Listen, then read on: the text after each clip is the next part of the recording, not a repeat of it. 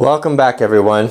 I guess to the next installment, because I don't remember what number we're on, of the Poor Man's Carpenter's Bench. Got some great stuff today. We're really moving along. So I started without you. As you can see there, I've got two of the posts done with the haunched mortises. Why the haunch mortise? The haunch means that little slope, the little notch in there. The reason for that is it gives it extra strength. It's not very likely to twist, a little bit more surface area for gluing. And you can see here is the tenon. So, as the tenon, right there. I got the B and the A, but you'll see, we'll put them together here in a little bit. That sits right down in there and is really nice. So, we've got those two cut. We need to cut a mortise here in the bottom because the tables are going to have, that's the upper stretcher, not the stretcher, but the cross support or whatever you call it. There'll be another one right there which I'm laying out for the mortise right now. So I've got some new tools to share with you here that were sent to me. I didn't even know they existed. Some layout tools that I'm really falling in love with, and it's making my job a lot easier, and I'll show you how those work and what they are now. I have learned more from subscribers on this build than anything I've ever done before. There's some really first-rate carpenters and woodworkers out there. I really appreciate all the tips and the help that has made my project a lot better. One tip that I got from a subscriber sent me these layout tools, and I'd never seen them before. They're called Inca rules. Right there, you can see there's the protractor, and then here is a ruler, and then here's a corner gauge. I'll show that in a minute, and then a long ruler. And the thing that's really beautiful about these is they have they're pre-cut out for all the measurements. So we've got 64ths, 16ths, and 32nds. You can really geek out on this. You can get pretty extreme. I usually work to no more than maybe a 32nd on these mortises. But the nice thing about it is that we can come up with, okay, this mortise here has got to be exactly 5 inches. It's got to be exactly 5 inches. And there's just no room for error with these things. So I can put my speed square on here. I know right here is where the bottom's going to be. I could just put that there, and I'll put my knife. I've got the knife mark in there, so it's absolutely definitive. Hold that right there, and knowing that my mortise has got to be exactly 5 inches, I can hold that right there and come up here and write in with a mechanical pencil exactly at the 5-inch slot, leaving no room, no question that is absolutely a definitive mark. Now this little guy here I think is my favorite. Those of you guys that work as carpenters will know, you know how difficult it can be to transfer a pencil line around a corner, right? And get it right. We've all been there before. Here, let's say we want to mark this at 5 inches. We've got a mark at the top at 5 inches with our mechanical pencil. Well, the mark wraps all the way around, so we can just follow that around and write that in there. And when we remove our tape or our ruler, we've got an absolute mark, or accurate mark, wrapping the corner. Bear with me for one more quick demonstration because this is just so cool. How about figuring angles? When we figure angles, so let's say we need to do a 50-degree angle, we can put this up here against the straight edge, and then we can write this in here with our pencil. We get a line, we can take it up here, and there we have an absolute positive angle. And from there, you know, then it's really simple. We've got enough of a line right there that we can put a straight edge on it and draw that in there and figure our angles. That's really a brilliant design right there.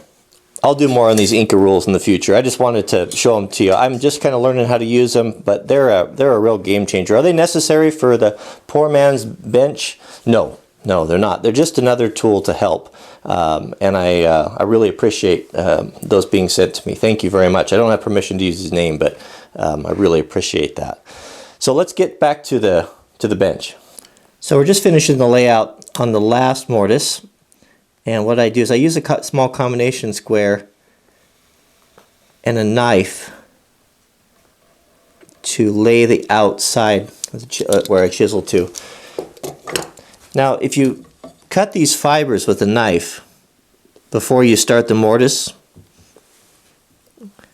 then you get a cleaner edge. It doesn't tear as the chisel comes through. As you saw on the last video, that I am cutting these with just the chisel, and I did not cut the sides real deep, and there was a little bit of tear out there, but not bad. It looks a little bit ragged. And then when I'm done with that, I'll just so for my reference points. Now the pencil is wider, so I've got to move my combination square, so I'll butt that up to the pencil. And just run this right down here. It's easy for your mind to wander and start chiseling on the wrong side of a line or something when you just have those cuts. So just put them in there. Give yourself an absolute definitive mark. Here's our top. And right there, we've got both posts laid out for the lower tenon, different mortises and tenon.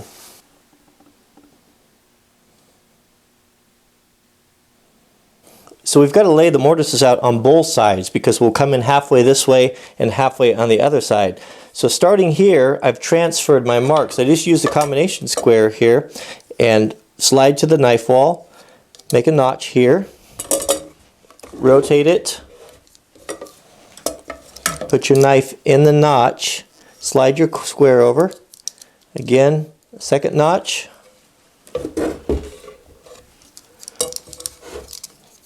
again, put your knife in the notch you just made and transfer it. You know, we're exactly there. So I've got the scratch on there. So this is where the little this little measuring ruler here really shines. So I'll put my knife in there. Using the knife is so much more accurate than the pencil. I'll never go back to using a pencil. And now I can square that on my combination square, and I know that my mortise has got to be exactly 5 inches, and so I can come here at 5 inches and I'll just make a little cut. Just like that. Got the cut there. And now I can use my combination square, put the knife in the cut, slide it over, and right there. Here's the top, here's the bottom of the mortise, exactly a mirror image of the front side. If you keep all your gauges and tools all set from your first layout, you can usually just reuse them, as long as your lumber is the same dimension. So I'll go down here and I'll just make a gentle knife wall there on the other side of the mortise. And this is the last one.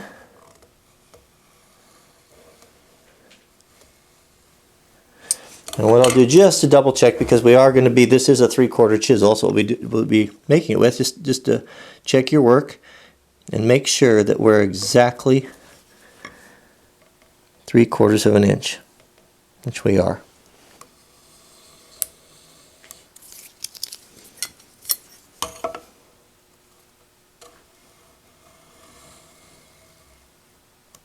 So several subscribers asked to see a more detailed version of the method of the mortise, of how to do it. And I'm going to do that. I'm going to just keep the camera rolling and we'll do a whole mortise here.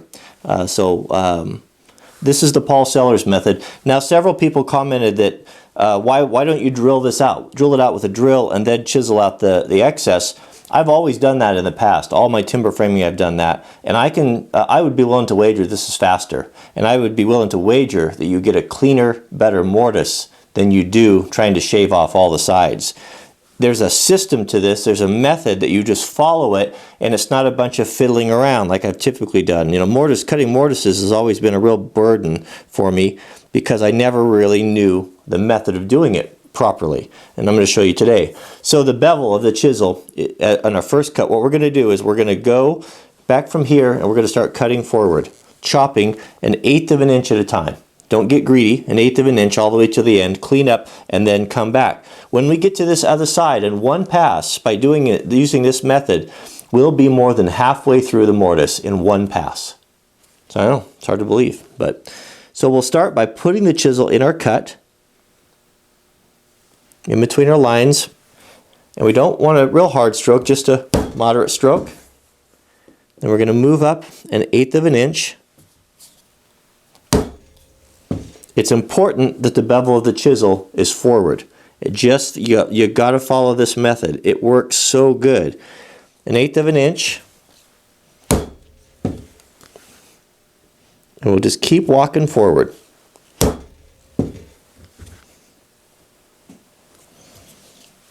Each time I stroke the chisel, it's following the bevel down. It's shaving 1/8 inch of wood off, nice and clean.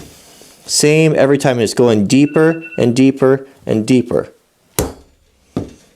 Once we get in here after this stroke, we can, as Paul says, lever the wood out, or lever the wood out, just like that. This is the waste wood, so we're not worried about smashing this corner. We can just lever it out, get it out there. And we have in here is a really clean line already. And the process, from the carpenter standpoint, is it's pleasurable. It's simple. It's you just follow in the guidelines here. Doesn't take a tremendous amount of skill, just a careful eye and taking your time.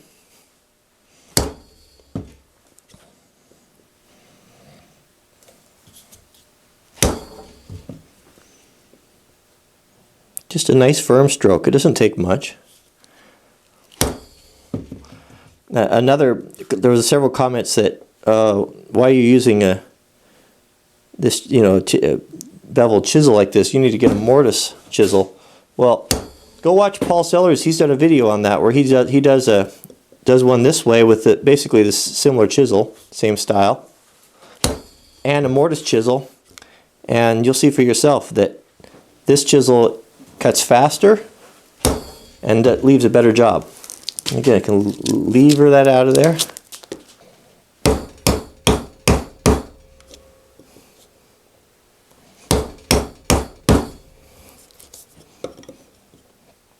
At the halfway point now.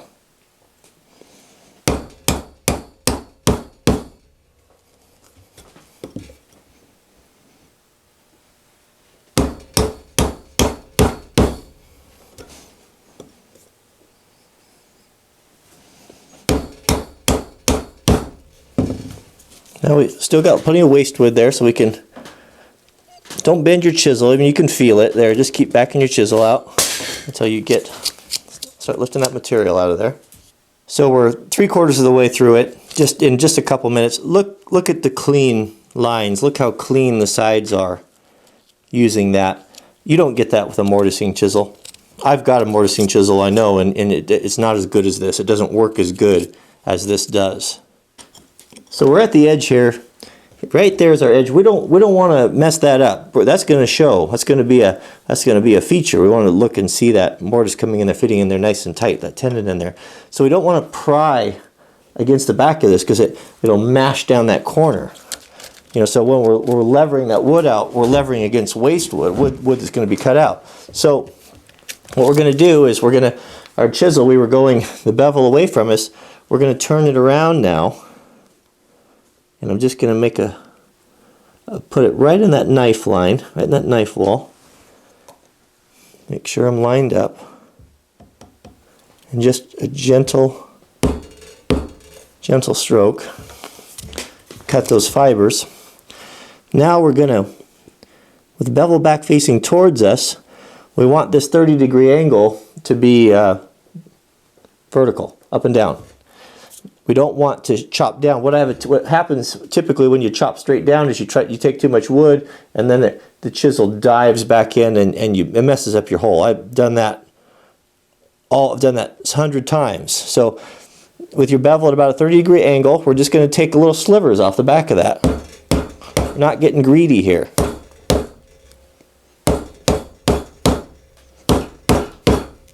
And lever this way. Staying inside that knife wall, we'll do it again. Starting to straighten up this chisel a little bit now.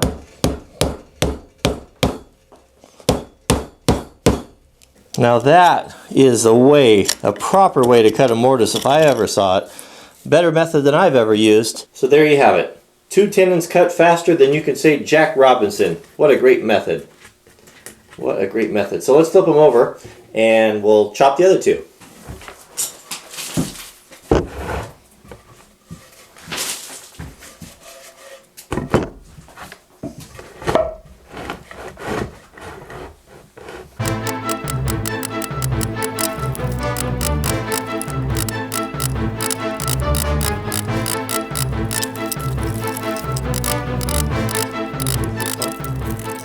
So we're just about ready to put this thing together.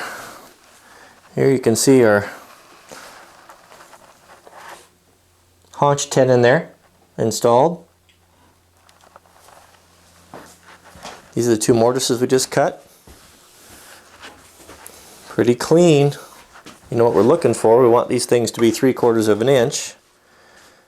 This, of course, our chisel is what determines that.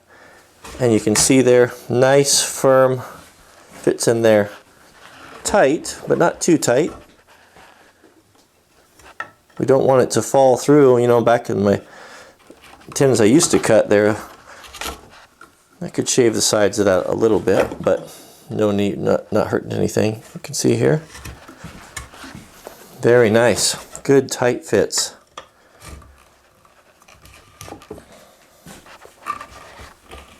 That is a great way to cut them.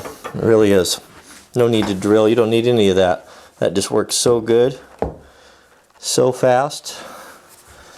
All right, so our next piece here, this is our next crossbar, which would be just like this one without the haunch in it. And I've got it all laid out, and it will go in here like this. And of course, come through on the other side a little bit, like you see there. Very nice. So this is the second video that I've edited on my new MacBook Pro. Well, it's not new. It's 3 years old. I got it used from a friend of mine who works for an ad agency, and they get rid of their big high-performance race computers once every 3 years. And so I got a real good deal on it. So I am very happy about that. However, the transition to Mac from PC, I've been on PC for 20 years. Is not easy, but I'm loving it. So I don't think I'll be going back. So I've got a lot to learn about the video editing software and running the computer, so bear with me. It might be a little glitchy and the videos might seem a little discombobulated, but I'll learn as fast as I can.